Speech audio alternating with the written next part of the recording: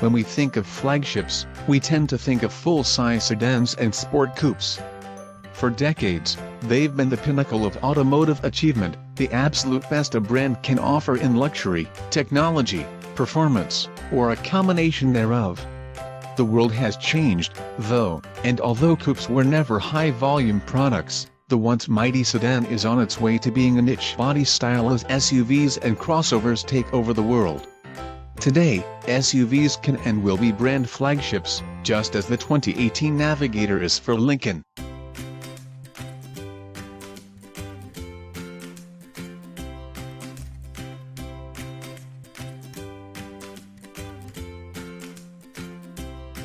In the past we haven't thought of the Navigator in the way we might think of the S-Class, but it's been the de facto flagship for years, and this new one might just push the conversation in that direction.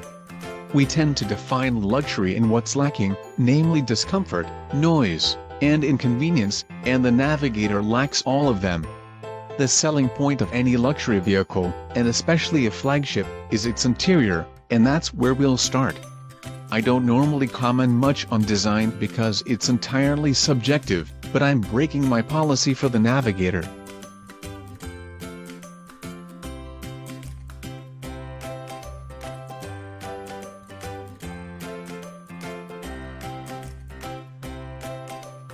The new interior is a knockout. It's wholly unique and derivative of nothing. As much as the new Volvo interior design is unreservedly Scandinavian, the Navigator's design is unmistakably and unabashedly American. It harkens back to the heyday of continental sedans and Pan Am clippers with modern interpretations and conveniences. From the color schemes to the Lincoln star in the corner of the dash, it'll never be confused with a competitor.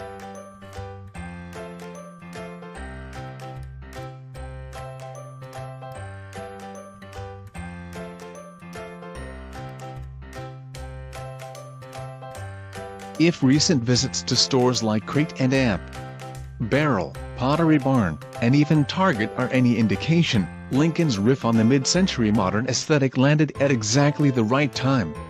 I'm less enamored with the exterior. The front and rear of the Navigator don't seem to be speaking the same language, the rear hard and linear and congruous with the interior design, but the front round and soft. I think there's the most to be gained in the headlights, which look outdated to me.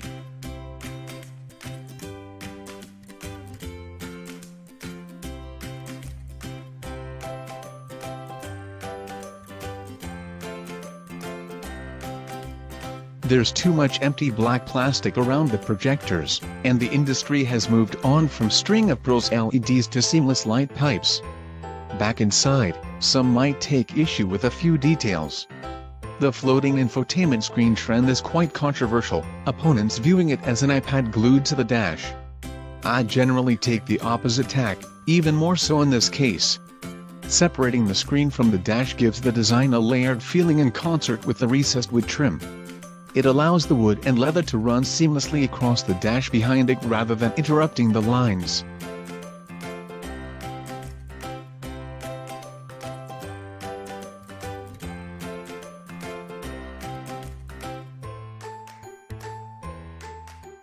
Integrating it visually with the ebony vents below keeps it connected to the dash rather than free-floating. More important, letting the screen stand out allows the rest of the dash to be pushed back. The screen has to be close enough to touch, and it's still a long reach, and integrating it into the dash would require either pulling the entire dash closer and infringing on passenger space or making the screen protrude like some kind of growth, neither of which is preferable.